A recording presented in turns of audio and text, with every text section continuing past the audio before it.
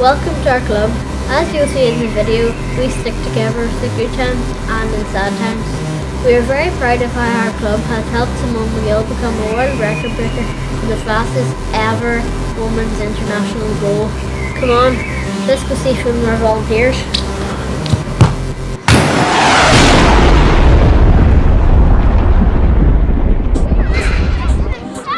Come on, Ellie! Go, Ellie!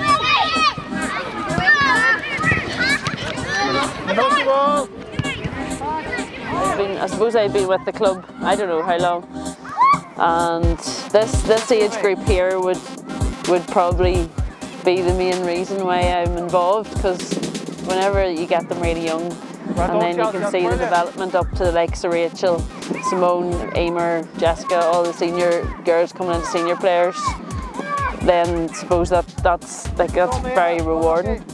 And like, I don't have kids, so I kind of think of the girls as all my kids.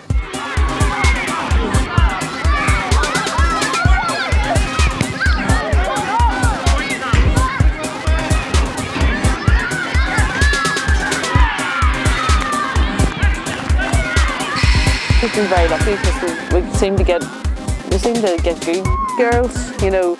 There's no bother with them, and so I'd say for anybody wanting to take up coaching and stuff, it's good. It's just the fact of seeing the progression and seeing them enjoying themselves. Like, I enjoyed playing myself when I was a bit younger, and I suppose it's to give the girls the same opportunities. And I think that, like, through the times me and Elaine have been at it, there has been huge developments in ladies football. It's so much more in the way of opportunities and stuff, so anybody, like, you can play to enjoy it, or you can play to have nearly a profession now, you know.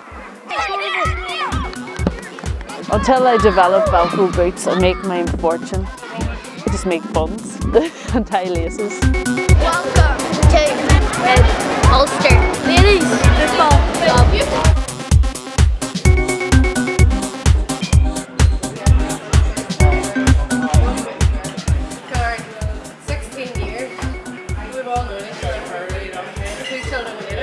How do you think that Ulster's really helped the whole situation that you've been? Well, to be honest, like, that there is trying to set up as 15 when I first joined, first training session with these two handbags over here, Ruth and Claire B, and then my other friend Leanne Patterson. We were actually told about football. Was actually down the Beachway, so went down the Beachway, got there and trained stuff like that. Actually, I was actually a goalkeeper. Yes, I was actually a goalkeeper. So started off, and then from then we sort of got the position, which was centre half. Yeah, all my skill, unreal. I swear to God, Kelly, see Simone McGill, who's Simone McGill, you've got handbag. Honest to goodness. So I played along with that there, which was really, really good and stuff like that. Met a lot of friends and stuff like that there. Different friends with different age groups and stuff like that, which was really good. It's like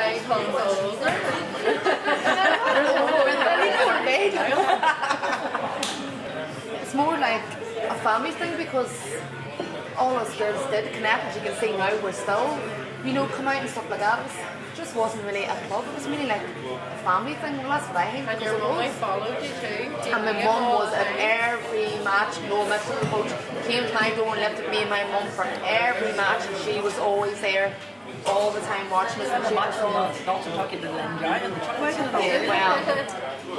that was all lies. We ate healthy. Definitely was no chippies after matches. Definitely not.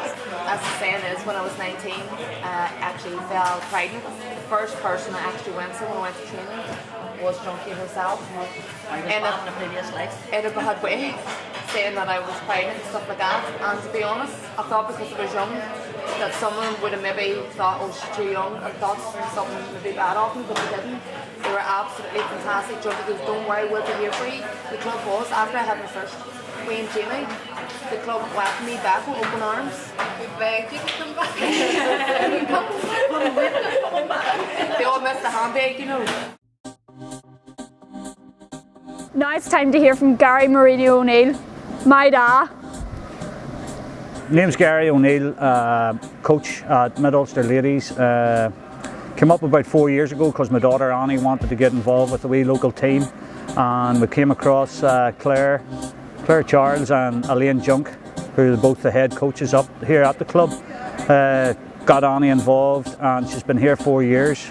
So standing on the sidelines, of course, Elaine always ropes you in doing something, and she eventually got me to volunteer and do my grassroots, and then she put me through my level 1, and went and done my level 1, and now I'm doing a wee bit of coaching here with the under 10s, the under 14s and the under 15s. Annie's playing away there with the rest of the girls, Shara and Emer and Rachel and the whole squad. There's a lot of them here. Claire Charles, senior coach, I'm learning a lot off her.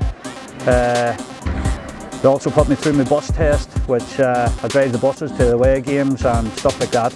But it's a real good night out, so it is, girls. If you want to come and join us, we do training on a Monday night, and there's plenty of superstars, but you'll fit in.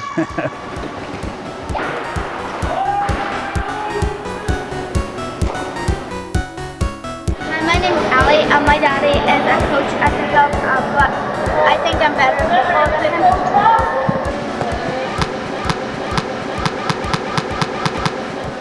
I'm Patrick Cullen. I'm a coach in Ulster ladies, work with the juniors, and I'm at work here as well. I work for the Ulster Mail newspaper. I'm a media sales consultant. I became involved in the club I think about 3-4 years ago. I've got 2 daughters that play for the club. I went to along the committee meetings, helped out with things, and ended up someone suggested about doing a level 1 coaching course, which I've always loved football my entire life. I've played. Coaching wasn't something I ever thought I'd end up doing, and I'm still here now. I'm coaching with basically all age groups, under 13s, under 15s. I've completed level 1 football, level 2 disability. I'm doing my futsal coaching at the minute as well. I've become a referee because of it, really, so I'm working through that at the minute. I'm refereeing men's, women's, youth football as well. So yeah, involved with the club, partly because of my own kids, and then once you get into it, you realise just how much you actually get out of it on a personal level. If you're interested in coaching, it's a brilliant opportunity. You've got talented, enthusiastic kids coming every Monday, and that need someone to help. And it doesn't matter about your own level, it doesn't matter about your own level of expertise. I mean, I came in and I played the game, but I'd never coached it. I'd been out of it for years. I got involved, and it sucks you in, really. It becomes part of what you do, and if you're thinking about it, do it. It can help you with confidence. Just even if you're stuck in a rut and you want to do something completely different, I couldn't recommend it enough. It's been a brilliant experience for me so far, and you're helping kids reach their own potential. Some of them are incredibly talented, some of them aren't, but it's about what they get out of it themselves. Whether this is someone that's going to play professionally, someone that's going to go to college, maybe, and get a scholarship, maybe they are going to do that, but at the same time, maybe they're not. And they're going to get fitness, enjoyment, they're going to be part of a team. The kids make friends for life through the club, and it's your opportunity to help them do that, really.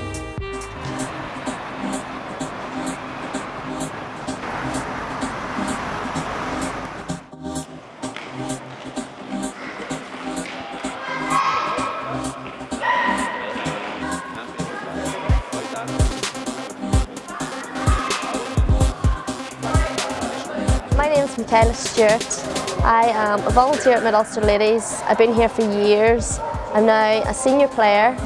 I went off and had my first wee girl when I was young, and came back, then had a wee boy, and now I've came back to play for the seniors, and my wee girl Lily is now coming with me to play in the juniors.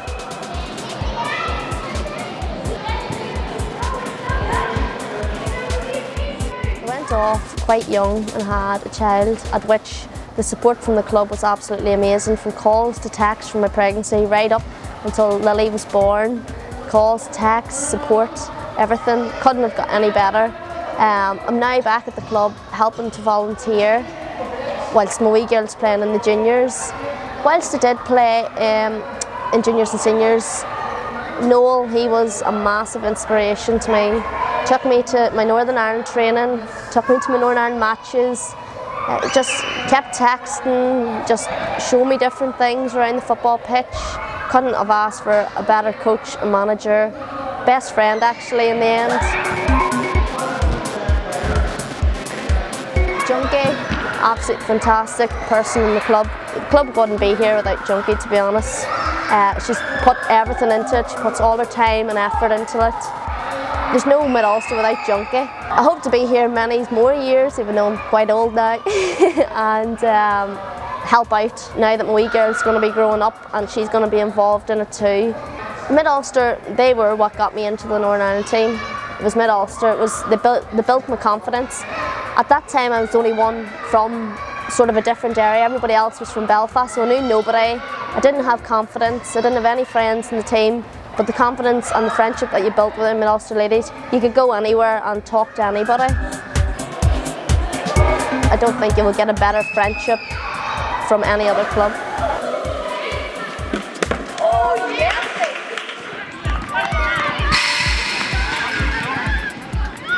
Well, when I was about the age of 8 or 9, I seen a letter on the teacher's desk, and she didn't give it out to the class, as our primary school wouldn't have been a big football school, it would be more Gaelic. So I took the leaflet off the teacher's desk without asking, and I took it home, hid it in the school bag, took it home, and I showed it to my mummy.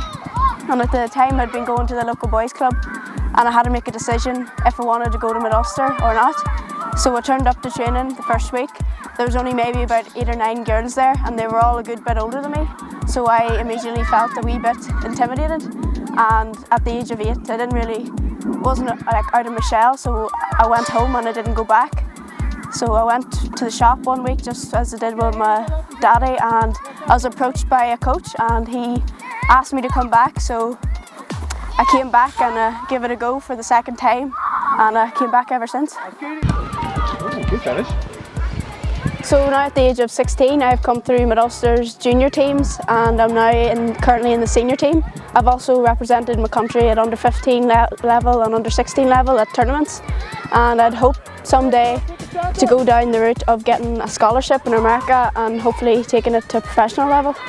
When I came here, I'd have been hanging on to my mummy's leg every week, not wanting her to go home because I was very shy, and now I'm almost chasing her away. I don't want her to be here because I've made friends and I'm happy to be here, and it's just something I really enjoy. The reason I volunteer at this club is because I'm trying to give back what they gave to me. I'm really grateful for all the coaching and the life advice I've got from MUL-Ulster, and I want to give back to the younger ones and give them what I was very lucky to get at a young age. And I just think it's good to see the girls develop at such a young age, because it's a good club and it has a good fundamental junior setup.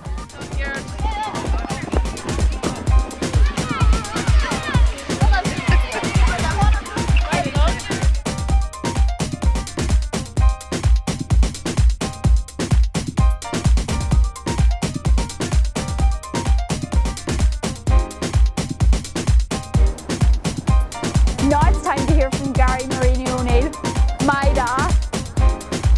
Oh, I forgot the dab.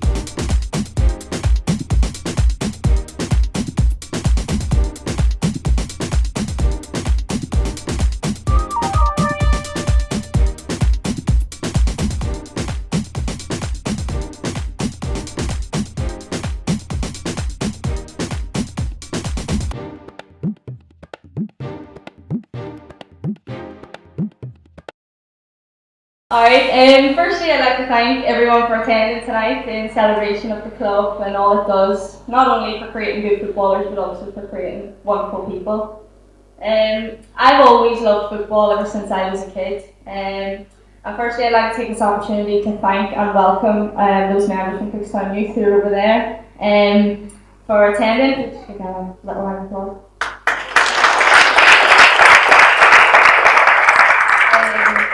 This was the boys team in the area that I got my first experience of playing 11-a-side football, and special thanks to go to Rodney Hutchie, who was my coach at the time, and for allowing me to play with the boys and let me play week in and week out and giving me that opportunity to play 11-a-side football. Moving on, when I was 10 years of age, that's when I joined the Ulster Ladies. I had the aspirations ever since I was a kid that I wanted to be a football player. I wanted to play for my country, I wanted to score goals. And when I first joined the club, this was a dream and an aspiration that I had, but also that the club had for me. And I remember the first time that I went to MUL Ulster and then I met everybody for the first time. And I stayed with them until I was 17, 18 years of age before I moved over to England. And I remember every Monday night when we trained, we always had fun. It was great fun. It's the best day of the week for me, training on a Monday night with everybody. And even today, to this day, everybody always asks me, why MUL Ulster? What was it about MUL Ulster? Why do you always come back? And I'll tell you why. When I was 11, I went along to Belfast for international trials to represent the under-13 team, which I successfully made. And that meant that every week on a Sunday morning I had to go down to Belfast to train. Now getting to Belfast on a Sunday morning wasn't easy, but for me it was, because I had the likes of Elaine, Noel and Claire offering me a lift every week, and I didn't even have to ask them, and it wasn't that hard. And these guys happily give up their Saturday nights, to lift me on a half set on a Sunday morning to drive me to training. And this wasn't a once every so often type thing. This was every single Sunday for years and years, right all the way through till I left, until I went to England. And I remember even trying to offer them petrol money and things like that, to pay for them and to thank them, and they wouldn't have any of it. Never, they wanted to do that because they cared about that dream that I had, and they wanted to help me get there. And it wasn't a question. And alongside this, Noel offered me one-to-one coaching every single Wednesday, and I'll talk a little bit more about that in the video. But this was something that I didn't even have to ask for. That was there, and he gave me that attention and that one-to-one support that that helped me so much as a young player growing up. And Noel and Junkie and everybody at MUL Ulster seen something in me that I didn't even see in myself as a player. They believed in me, they believed in my ability. And this was something that I might not have got at any other club, and that was something that I was so grateful for even to this day. And another thing the club got me involved in was coaching. Now, I never really thought about coaching or considered coaching at all, but the club took me along to Belfast and put me through my level 1 coaching badge, and I got involved with the junior setup and started taking the kids and things like that. And even today, I went to university, I did a degree in coaching, I'm now doing a master's in coaching, and I'm over in England and I'm coaching, and that's something that I might not ever have got involved in if it wasn't for MUL Ulster, so thank you for that as well. Moving on then, the time that these guys invested in me, as a player and as a person, is something that I'm so grateful for. So when people do ask me why MUL Ulster, I'll be like, why not? Why did you go to another club, in the city, a bigger club? Well, as far as I was concerned, I was at the best club. I had the best people, I had the best coach, and this club helped make me the person that I was today, not only from a football aspect, but also as a person. And the club always ensured that, alongside my family and my friends, but the club always ensured that I stayed grounded no matter what I achieved or no matter where I went, the club were always there, and they always helped make sure that I kept both feet on the ground. And we didn't have the best team by any means, but what we did have was the best people, and the volunteers at this club have been amazing, as you've just seen in the video. The work that goes on behind the scenes is, no one sees that stuff, and that's what makes a football club, and the work that all these guys put in, that's what keeps a club like this running. So as the guys have said, if anybody wants to come and help out, feel free, because there's people like this that keep a club running. And as you've seen, the girls have told some of their stories, and I mean, we all have our stories, and you'll hear mine in a minute. But just before I do, I think that it would be a bit remiss of me to not thank my family for all that they've done. Start with my brother Chris. Chris was the first person that got me into football as a kid. He was the reason I started playing. And again, I'll talk about that a little bit more in a minute. But I remember going along with him every week, and we used to spend hours out and back playing football, and he was the one that taught me how to hit the ball first time. And I remember that so well, because I could never hit it first time. I always took a touch and then hit it back, and he could just never ever understand. And we always had this rivalry that, even today, like when we play football tennis, he still beats me even to this day. And it's something that I'll never ever get over, but he was the one that got me started in football. And then moving on to my granny and granddad, they were the ones who drove me to my mid-Ulster training, to my Cookstown youth training every single week. I didn't even have to ask. They would always be there, they would always be inside the pitch every single week supporting me and telling everybody about everything that I was doing. And again, my parents, I don't even know where to start with that one, but I mean, they were always there from the start. They always believed in my dream, and they were always there at the side of the pitch supporting me and believing in me. They made me the person that I am today. And I mean, I don't really know where I would be without them. So I don't even know what words I could say to thank them for their support, but I mean, I don't even think I'd be standing here if it wasn't for them today. They never ever questioned my dream when I told them when I was about 5-6 years of age that, I wanted to be a footballer. Well, that was fine, we'll help you get there. There was never a question about that. So I guess that kind of leads me into showing you my video that tells you a little bit more about my story and shows you some clips alongside. Thank you.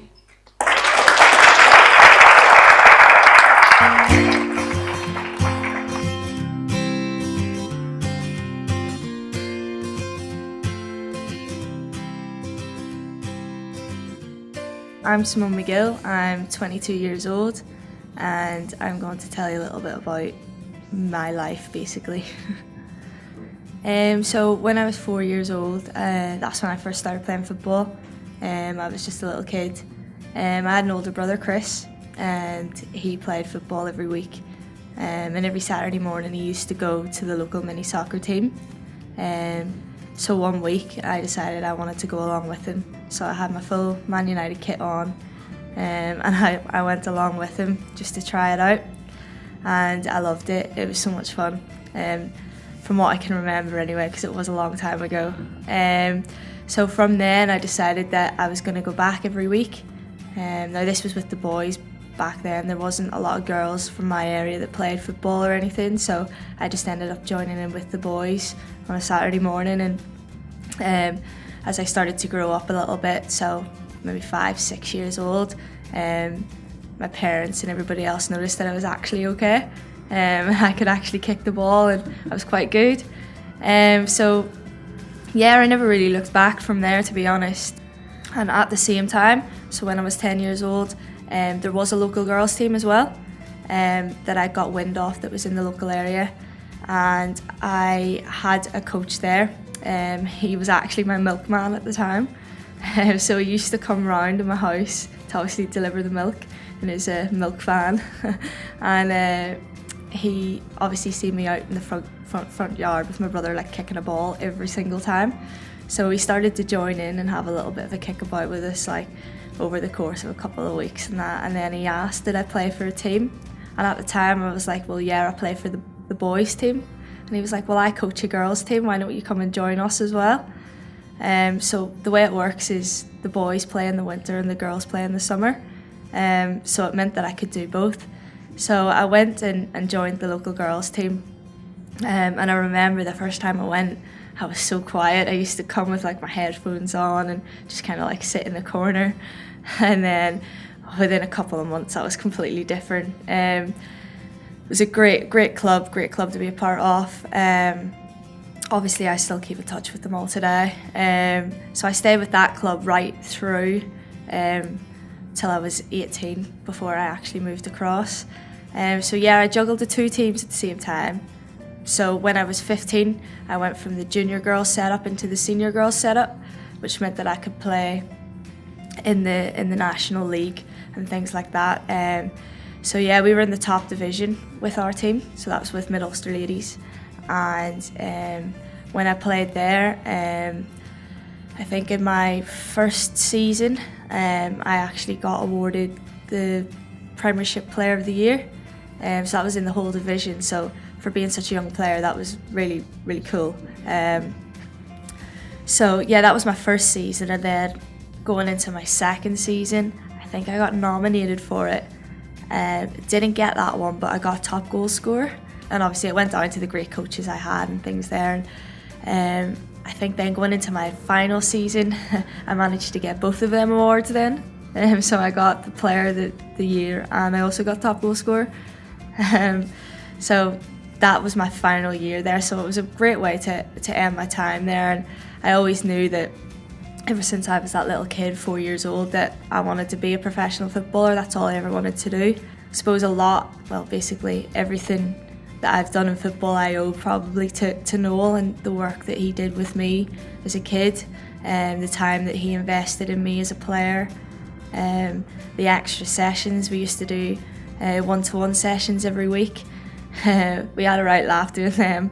I remember when he used to try to teach me how to do a bicycle kick, and we had a massive crash mat out in the middle of this hall out in Moneymore, and we used to spend hours just trying to do a bicycle kick onto this crash mat, and it was so funny.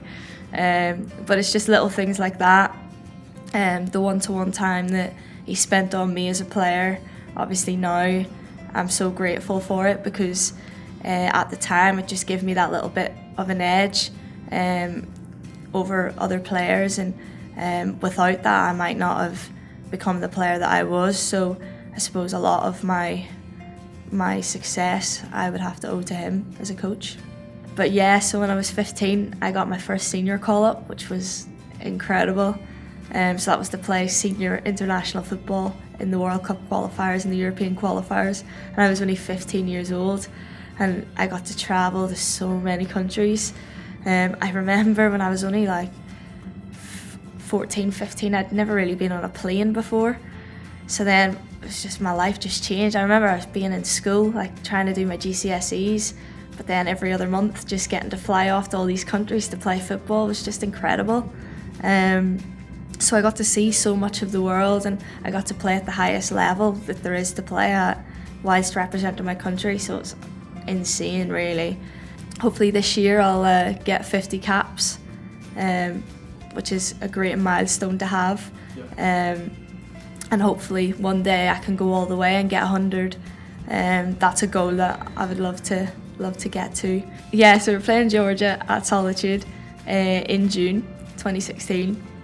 And we had played Georgia before. We played them at the start of the campaign and we beat them away from home. So we knew, we were fairly confident going into the game. It was a game that we knew that we could win, definitely. It was in front of a home crowd. It was the first time my family had seen me play in 2 years, I think. Something crazy like that. So I was really excited to have them in the audience. And I remember Georgia were kicking off. So the referee blew the whistle, and we had always said, let's just get at them, let's win the ball back as quick as we can. So they kicked off, and they played it back, and I chased it down and managed to nick it. Some people say I fouled the player, but I didn't. So yeah, I managed to nick it and play it out wide to Avila, and she ran down the wing with the ball, I just remember I absolutely sprinted into the box as fast as I could. She just crossed it in one touch, it was in the back of the net. Just couldn't believe it. It was just mental. I remember people saying to me after the game that they hadn't even sat down yet, and we were celebrating. It was just the best start to the game I think that we could have ever had. Obviously at the time it was just a goal. It was just a goal that we scored quite fast, and it wasn't until like I think later on that night after the game that I think my social media was going mad, because everyone was like, that goal isn't just a normal goal, like that's broke a record, that's broke a world record. At first they said it was the fastest goal scored by a Northern Ireland player, and I was like, wow, that's really cool. And then it was like, it's the fastest goal scored in Europe. I was like, jeepers, that's quite a big deal. And I think it was the next day that everyone was like, no wait, that's the fastest goal scored in the world by a female player. And I was like, you know, it's just really, really hard to take it all in. But it was absolutely incredible, like, to know that somebody from such a small town can actually go and do these things and actually, like, you know, break world records. It's never something that I thought I could ever do, and it just happened, and it just shows that anything actually is possible if you just believe in yourself.